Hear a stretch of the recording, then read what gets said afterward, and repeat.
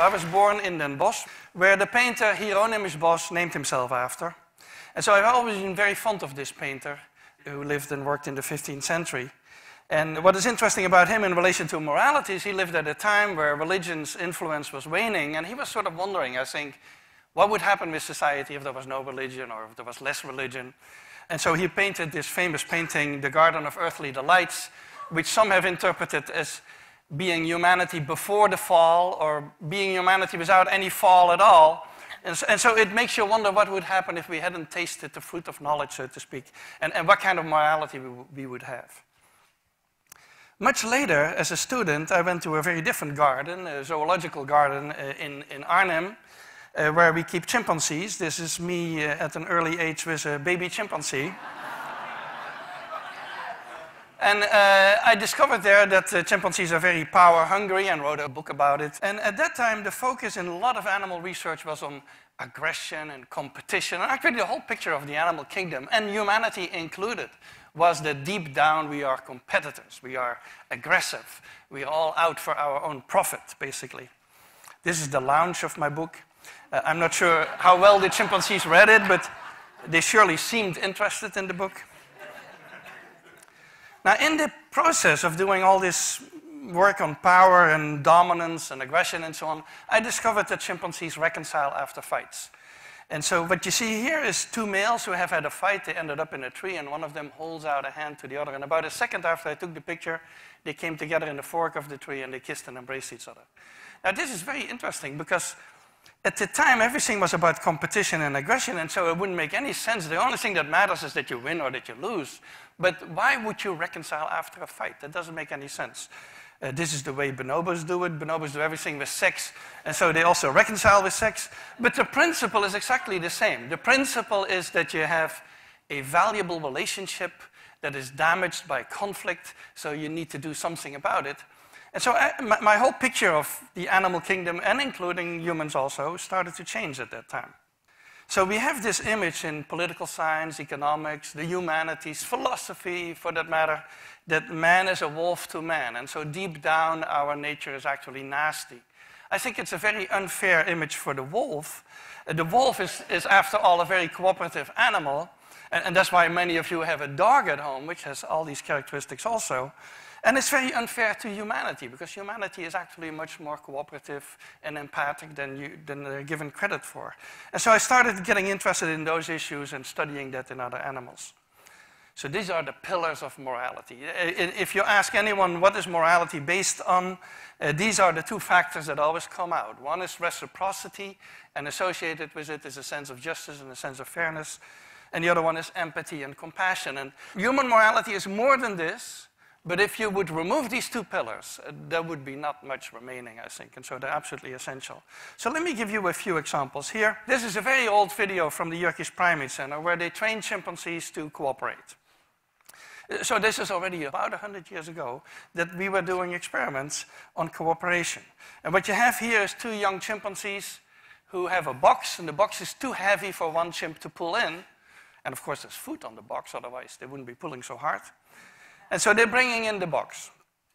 And you can see that they're synchronized. You can see that they work together. They pull at the same moment. It's already a big advance over many other animals who wouldn't be able to do that. And now you're going to get a more interesting picture, because now one of the two chimps has been fed. So one of the two is not really interested in the task anymore.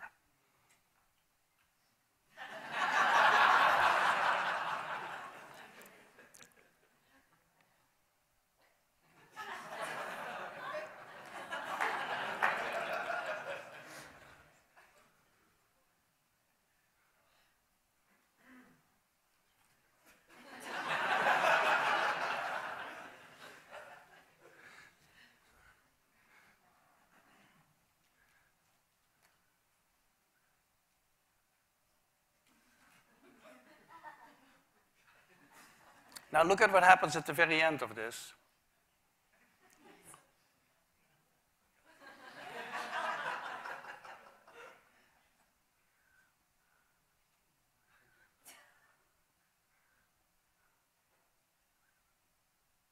He takes basically everything.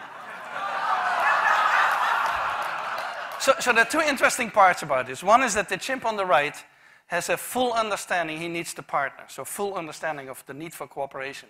The second one is that the partner is willing to work even though he's not interested in the food. Why would that be? Well, that probably has to do with reciprocity. There's actually a lot of evidence in primates and other animals that they return favors. And so he will get a return favor at some point in the future. And so that's how this all operates. We do the same task with elephants. Now, with elephants, it's very dangerous to work with elephants. And another problem with elephants is that you cannot make an apparatus that is too heavy for a single elephant. Now you can probably make it, but it's going to be a pretty clumsy apparatus, I think. And so what we did in their case, we do these studies in Thailand with Josh Plotnick, is we have an apparatus around of which there's a rope, a single rope. And if you pull on this side of the rope disappears on the other side. So two elephants need to pick it up at exactly the same time and pull. Otherwise, nothing is going to happen, and the rope disappears. And so the first tape you're going to see is two elephants who are released together, arrive at the apparatus is on the left, with food on it. And so they come together, they arrive together, they pick it up together, and they pull together. So it's actually fairly simple for them. There they are.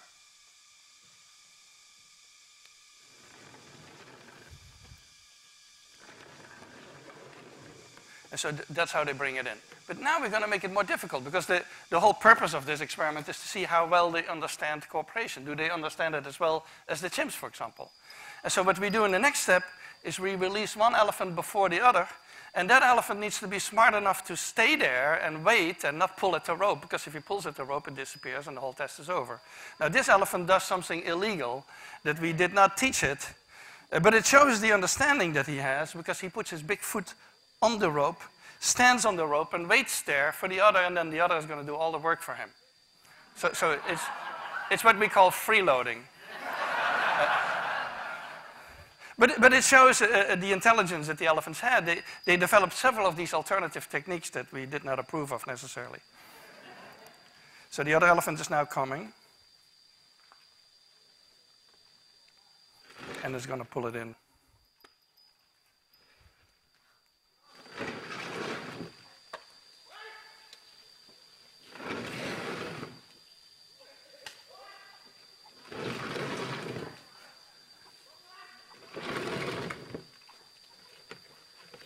Now look at the other. The other doesn't forget to eat, of course.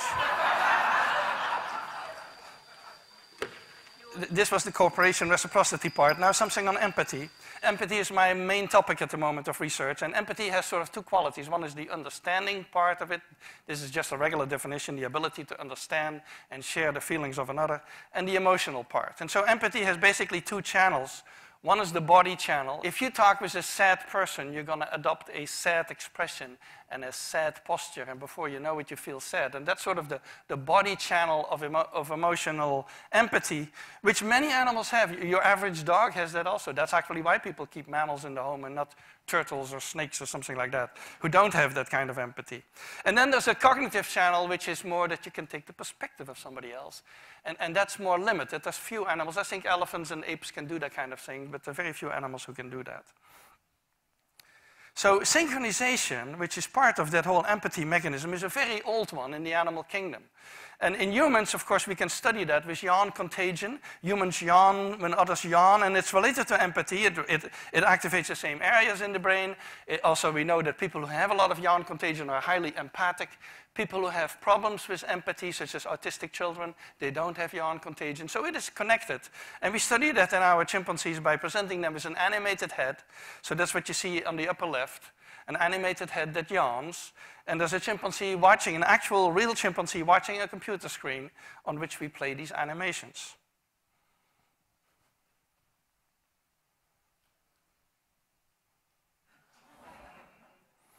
And so yawn contagion, that you're probably all familiar with, and maybe you're going to start yawning soon now, is something that we share with other animals. And that's related to that whole body channel of synchronization that underlies empathy. And that is universal in the mammals, basically. Now, we also study more complex expressions. This is consolation. This is a male chimpanzee who has lost a fight, and he's screaming, and a juvenile comes over and puts an arm around him and calms him down. That's consolation. It's very similar to human consolation. And consolation behavior It's empathy-driven. That's actually the way they study empathy in human children, is to instruct a family member to act distressed, and then they see what young children do. And so it is related to empathy, and that's the kind of expressions we look at. We also recently published an experiment, you may have heard about it, on altruism in chimpanzees, where the question is, do chimpanzees care about the welfare of somebody else? And for decades, it had been assumed that only humans can do that. Only humans worry about the welfare of somebody else. Now, we did a very simple experiment. We do that on chimpanzees that live in Lawrenceville, in the field station of Yerkes, and so that's how they live. And we call them into a room and do experiments with them. In this case, we put two chimpanzees side by side, and one has a bucket full of tokens, and the tokens have different meanings. One kind of token feeds only the partner who chooses, the other one feeds both of them. So this is a study we did with Vicky Horner. And here you have the two color tokens. So they have a whole bucket full of them, and they have to pick one of the two colors. You will see how that goes. So if this chimp makes the selfish choice, which is the red token in this case, he needs to give it to us. We pick it up. We put it on a table where there's two food rewards, but in this case only the one on the right gets food and the one on the left walks away, because she knows already that this is not a good test for her. And then the next one is the pro-social token. So the one who makes the choices, that's the interesting part here. For the one who makes the choices, it doesn't really matter. So she gives us now a pro-social token and both chimps get fed. So the one who makes the choices always get a reward. So it doesn't matter whatsoever, and she should actually be choosing blindly. But what we find is that they prefer the pro-social token. So this is the 50% line, that's the random expectation. And especially if the partner draws attention to itself, they choose more. And if the partner puts pressure on them, so if the partner starts spitting water and intimidating them, then the choices go down and they actually don't want to... It's as if they're saying, if you're not behaving, I'm not going to be pro-social today. And this is what happens without a partner, when there's no partner sitting there. And so we found that the chimpanzees do care about the well-being of somebody else, especially these are other members of their own group. So a final experiment that I want to mention to you is our fairness study. And so this became a very famous study, and there's now many more, because after we did this about 10 years ago, it became very well known. And we did that originally with capuchin monkeys, and I'm going to show you the first experiment that we did. It has now been done with dogs, and with birds, and with chimpanzees.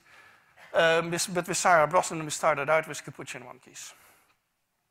So what we did is we put two capuchin monkeys side by side. Again, these animals, they live in a group. They know each other. We take them out of the group, put them in a test chamber. And there's a very simple task that they need to do. And if you give both of them cucumber for the task, the two monkeys side by side, they're perfectly willing to do this 25 times in a row. So cucumber, even though it's really only water in my opinion, but cucumber is perfectly fine for them.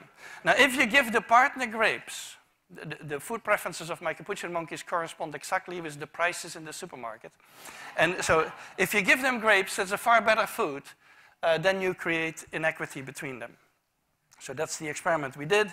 Recently, we videotaped it with new monkeys who had never done the task, thinking that maybe they would have a stronger reaction, and that turned out to be right. The one on the left is the monkey who gets cucumber. The one on the right is the one who gets grapes. The one who gets cucumber, note that the first piece of cucumber is perfectly fine. The first piece she eats. Then she sees the other one getting grape, and you will see what happens. So she gives a rock to us, that's the task. And we give her a piece of cucumber, and she eats it. The other one needs to give a rock to us. And that's what she does. And she gets a grape. And she eats it. The other one sees that. She gives a rock to us now, gets again cucumber.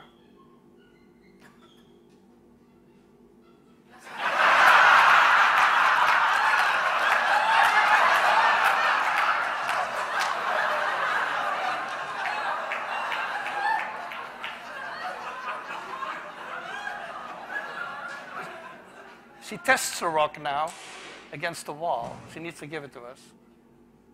And she gets cucumber again.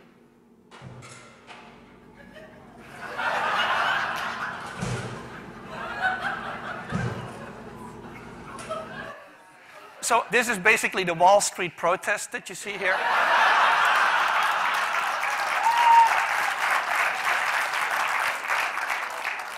let me tell you, I still have 2 minutes left. Let me tell you a funny story about this. This study became very famous, and we got a lot of comments, especially anthropologists, economists, philosophers. They didn't like this at all because they had decided in their mind, I believe, that fairness is a very complex issue and that animals cannot have it. And so one philosopher even wrote us that it was impossible that monkeys had a sense of fairness because fairness was invented during the French Revolution.